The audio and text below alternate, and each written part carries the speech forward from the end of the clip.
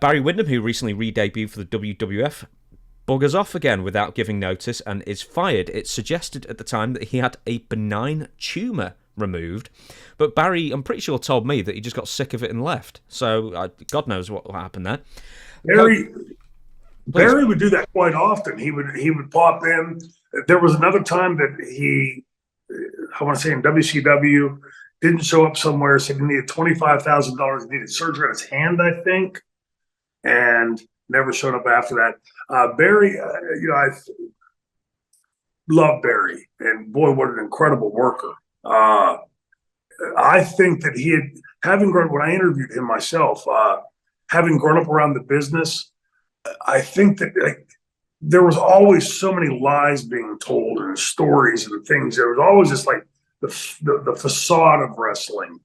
And I think, just for my 2 cents worth, we had spoken specifically about this, but that he had just grown tired of that because he'd been around it his entire life.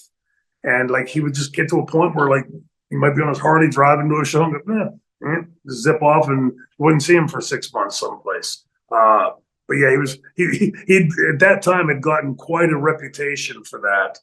And at one point, I remember like the talk being in the business, like nobody would use him because of that. Like, but Barry would always get his foot back in the door because he was so damn good.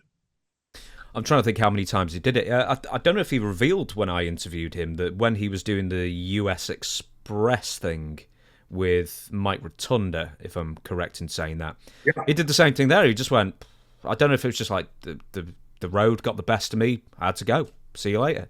And then he did it with the Widowmaker. There's like a bit of a respect for him like that, because he's not going to be sort of like beholden to any promoter. It's like, no, dude, when the pressure gets, I'm done. I'm not going to kill myself for anyone's sake.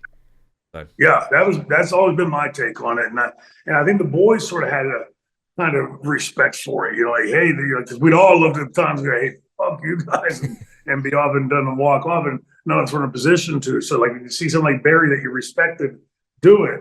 It always seemed like in some ways leveling that playing field just a hair,